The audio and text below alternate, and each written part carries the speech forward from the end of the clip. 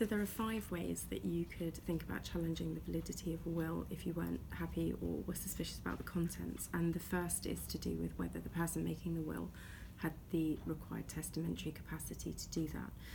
It's estimated that by 2021, people living with dementia in the UK will rise to over 1 million. And so you can see that a lot of the inquiries we get are from people whose loved ones have been suffering with dementia when they made a will, and they are automatically cautious as to whether that will would be valid. The sort of things that we're looking for when we talk about testamentary capacity is that the person, the testator, understood what they were doing and the effect of the actions.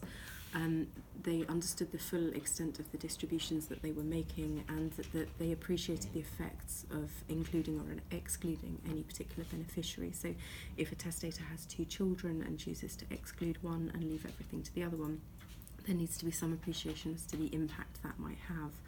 And that they're not suffering from a disorder of the mind, to use the legal term. Now, dementia is not a bar to having capacity, but it is something that we would take into account when considering it.